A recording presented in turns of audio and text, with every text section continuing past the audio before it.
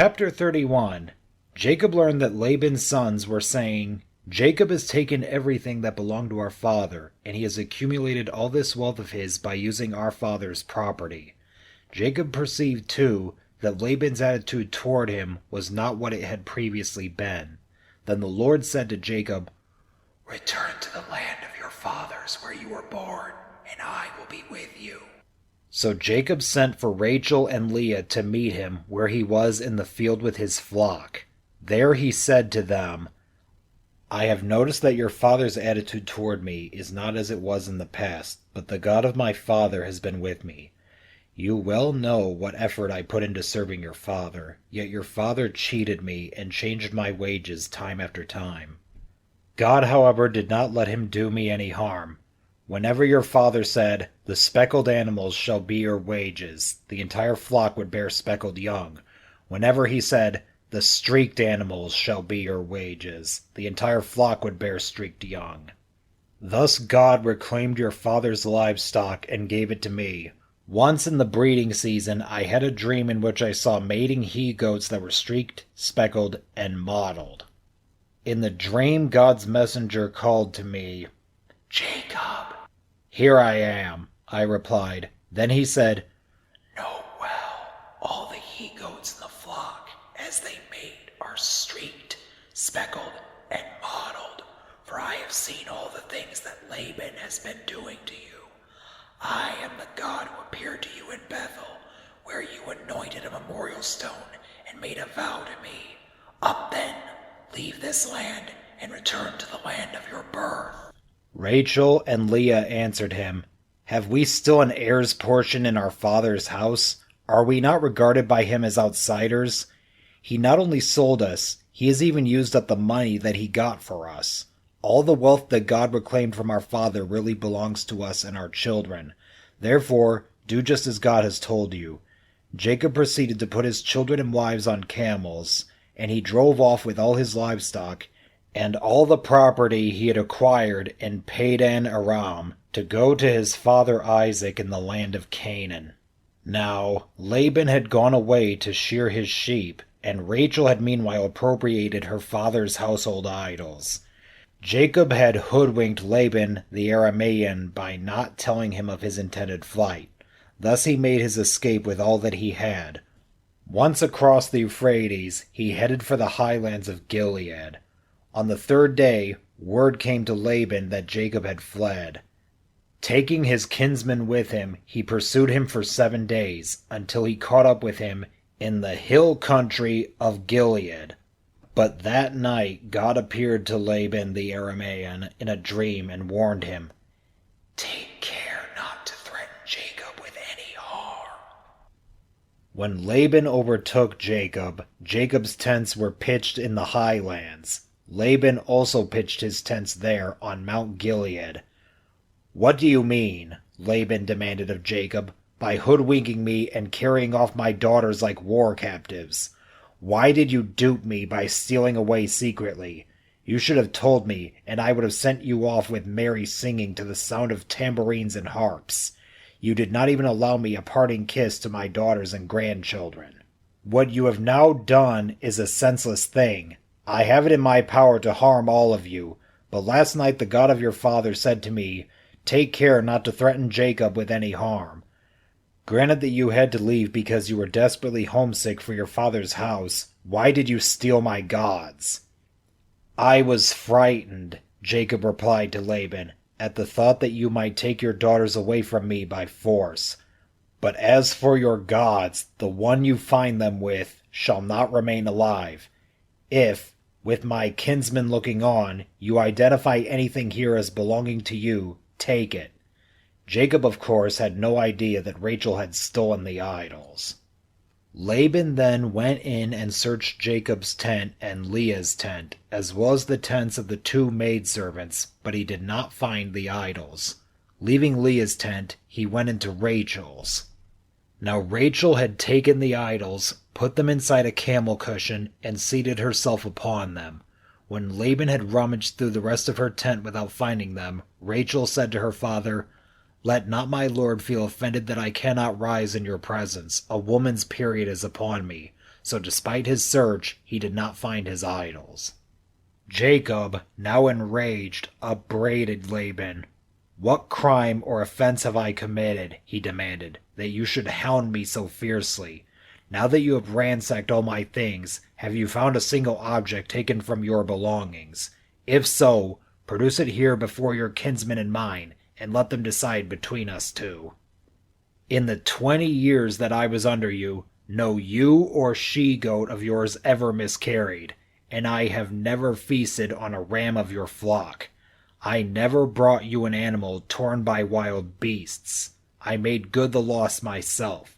You held me responsible for anything stolen by day or night.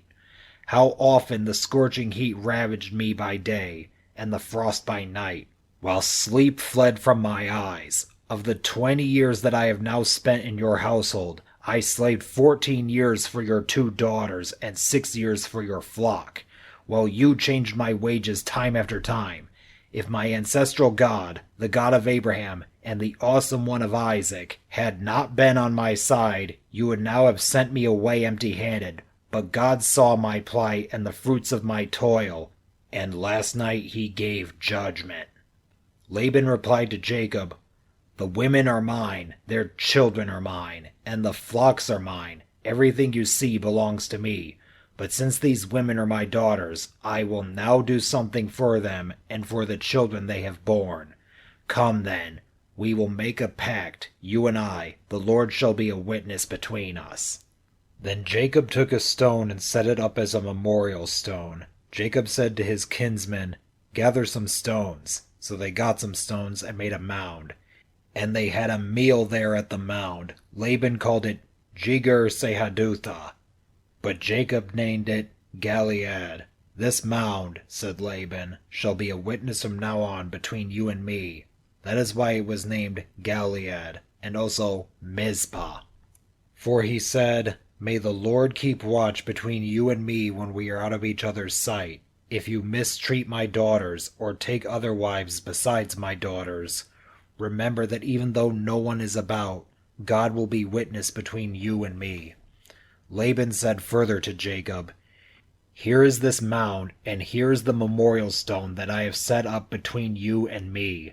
This mound shall be witness, and this memorial stone shall be witness, that with hostile intent neither may I pass beyond this mound into your territory, nor may you pass beyond it into mine. May the God of Abraham and the God of Nahor maintain justice between us." Jacob took the oath by the awesome one of Isaac. He then offered a sacrifice on the mountain and invited his kinsmen to share in the meal. When they had eaten, they passed the night on the mountain. Chapter 32. Early the next morning, Laban kissed his grandchildren and his daughters goodbye. Then he set out on his journey back home, while Jacob continued on his way. Then God's messengers encountered Jacob. When he saw them, he said, "This is God's encampment." So he named the place Mahanaim. Jacob sent messengers ahead to his brother Esau in the land of Seir, the country of Edom, with this message: "Thus shall you say to my lord Esau, your servant Jacob speaks as follows: I have been staying with Laban and have been detained there until now. I own cattle, asses, and sheep, as well as male and female servants. I am sending my lord this information in the hope of gaining your favor." When the messengers returned to Jacob, they said, "We reached your brother Esau. He is now coming to meet you, accompanied by 400 men." Jacob was very much frightened. In his anxiety, he divided the people who were with him, as well as his flocks, herds, and camels, into 2 camps. If Esau should attack and overwhelm one camp, he reasoned, the remaining camp may still survive. Then he prayed, "O God of my father Abraham, and God of my father Isaac, you told me, O Lord, go back to the land of your birth, and I will be good to you. I am unworthy of all the acts of kindness that you have loyally performed for your servant. Although I crossed the Jordan here with nothing but my staff, I have now grown into 2 companies. Save me, I pray, from the hand of my brother Esau. Otherwise I fear that when he comes, he will strike me down and slay the mothers and children." You yourself said, I will be very good to you, and I will make your descendants like the sands of the sea, which are too numerous to count.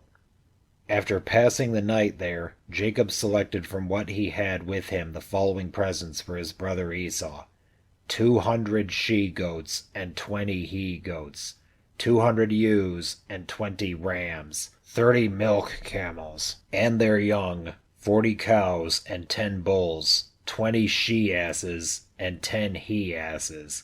He put these animals in charge of his servants in separate droves, and he told the servants, Go on ahead of me, but keep a space between one drove and the next. To the servant in the lead he gave this instruction: When my brother Esau meets you, he may ask you, Whose man are you? Where are you going? To whom do these animals ahead of you belong? Then you shall answer, They belong to your brother Jacob, but they have been sent as a gift to my lord Esau, and Jacob himself is right behind us. He gave similar instructions to the second servant, and the third, and all the others who followed behind the droves.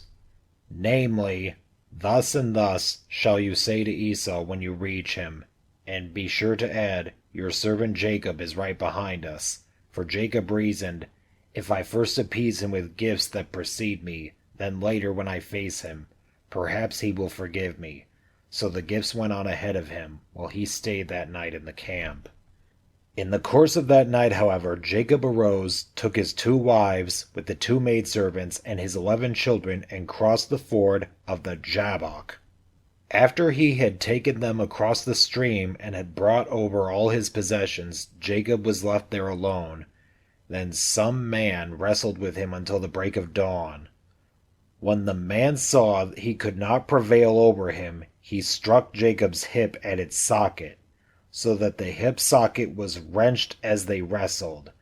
The man then said, Let me go, for it is daybreak. But Jacob said, I will not let you go until you bless me. What is your name? The man asked. He answered, Jacob. Then the man said, You shall no longer be spoken of as Jacob, but as Israel, because you have contended with divine and human beings, and have prevailed. Jacob then asked him, Do tell me your name, please. He answered, Why should you want to know my name? With that he bade him farewell. Jacob named the place Peniel, because I have seen God face to face, he said, yet my life has been spared. At sunrise, as he left Penuel, Jacob limped along because of his hip. That is why, to this day, the Israelites do not eat the sciatic muscle that is on the hip socket, inasmuch as Jacob's hip socket was struck at the sciatic muscle. Chapter 33. Jacob looked up and saw Esau coming, accompanied by 400 men, so he divided his children among Leah, Rachel, and the 2 maidservants, putting the maids and their children first, Leah and her children next, and Rachel and Joseph last. He himself went on ahead of them, bowing to the ground 7 times until he reached his brother. Esau ran to meet him, embraced him, and flinging himself on his neck, kissed him as he wept. When Esau looked about, he saw the women and children. Who are these with you? He asked. Jacob answered, They are the children whom God has graciously bestowed on your servant.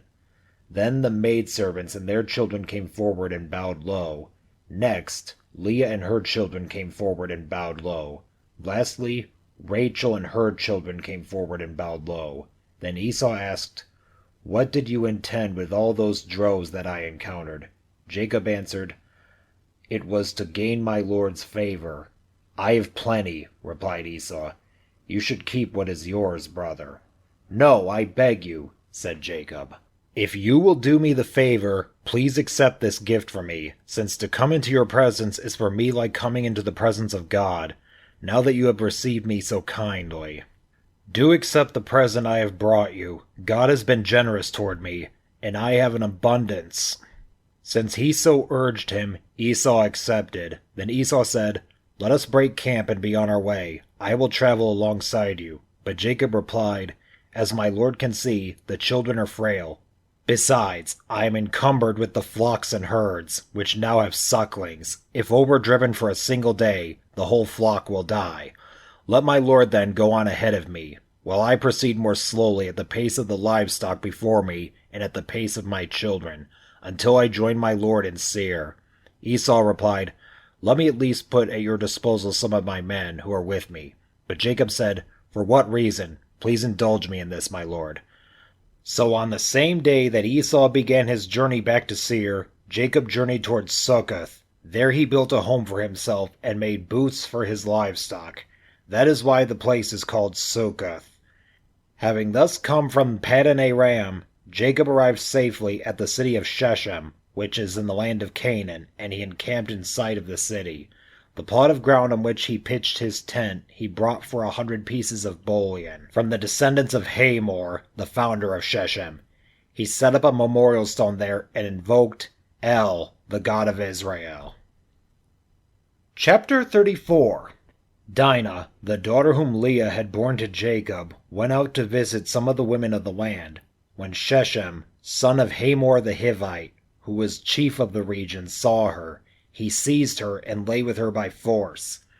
Since he was strongly attracted to Dinah, daughter of Jacob, indeed was really in love with the girl, he endeavored to win her affection.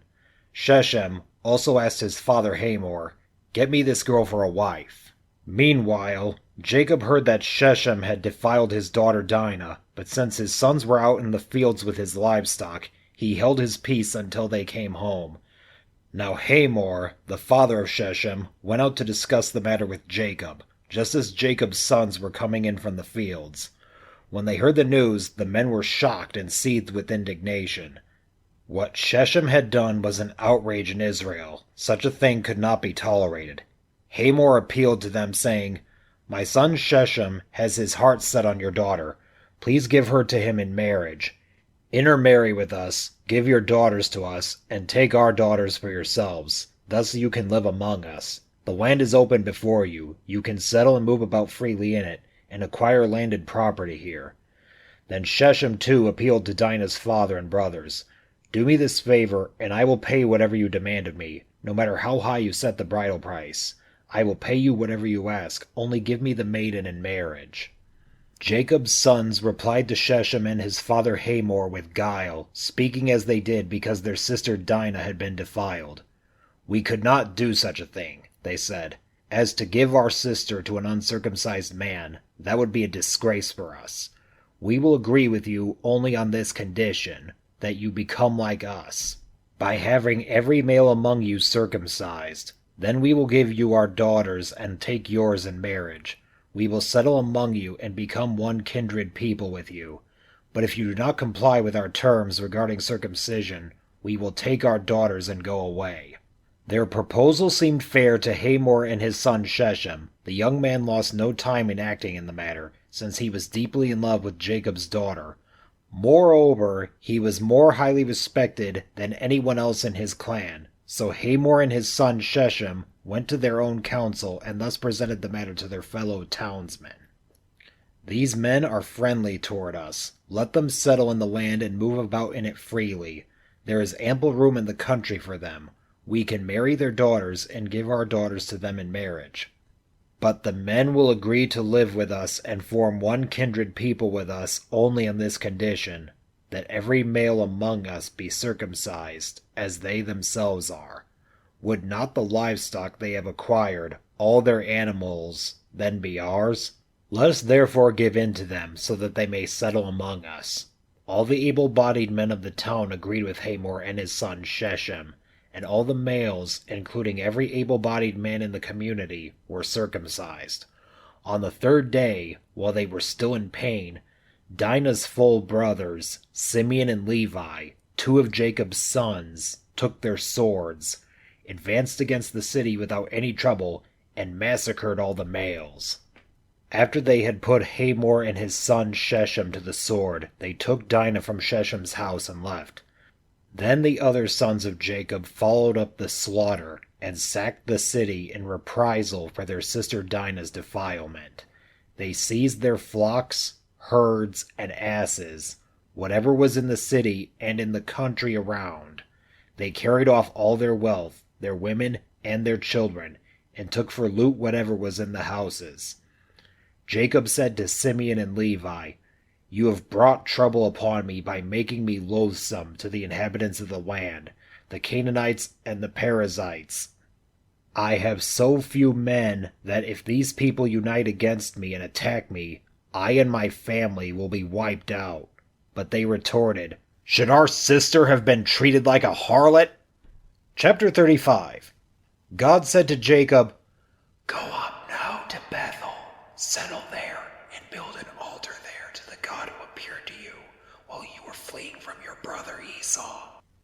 So Jacob told his family and all the others who were with him, "Get rid of the foreign gods that you have among you, then purify yourselves and put on fresh clothes.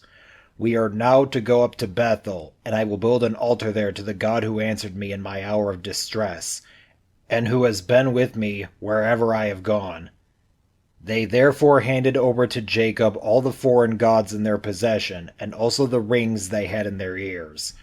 Then, as they set out, a terror from God fell upon the towns round about, so that no one pursued the sons of Jacob. Thus Jacob and all the people who were with him arrived in Luz, in the land of Canaan. There he built an altar and named the place Bethel, for it was there that God had revealed himself to him when he was fleeing from his brother. Death came to Rebekah's nurse Deborah.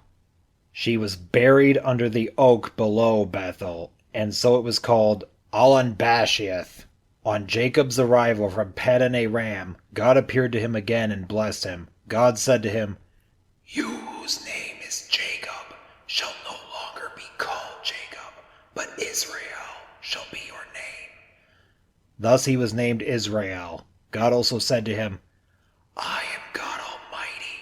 Be fruitful and multiply. A nation, indeed an assembly of nations, shall stem from you, and kings shall issue from your loins. The land I once gave to Abraham and Isaac, I now give to you, and to your descendants after you will I give this land." Then God departed from him. On the site where God had spoken with him, Jacob set up a memorial stone, and upon it he made a libation and poured out oil. Jacob named the site Bethel, because God had spoken with him there. Then they departed from Bethel, but while they still had some distance to go on the way to Ephrath, Rachel began to be in labor and to suffer great distress. When her pangs were most severe, her midwife said to her, "Have no fear, this time too you have a son." With her last breath, for she was at the point of death, she called him Benoni. His father, however, named him Benjamin. Thus Rachel died, and she was buried on the road to Ephrath. Jacob set up a memorial stone on her grave, and the same monument marks Rachel's grave to this day. Israel moved on and pitched his tent beyond Migdal-eder. While Israel was encamped in that region, Reuben went and lay with Bilhah, his father's concubine. When Israel heard of it, he was greatly offended. The sons of Jacob were now 12. The sons of Leah, Reuben, Jacob's firstborn, Simeon, Levi, Judah, Issachar, and Zebulun. The sons of Rachel, Joseph and Benjamin. The sons of Rachel's maid, Bilhah, Dan and Naphtali. The sons of Leah's maid, Zilpah, Gad and Asher. These are the sons of Jacob who were born to him in Paddan Aram. Jacob went home to his father Isaac at Mamre, in Kiriath Arba, where Abraham and Isaac had stayed. The lifetime of Isaac was 180 years. Then he breathed his last. After a full life, he died as an old man and was taken to his kinsmen. His sons Esau and Jacob buried him.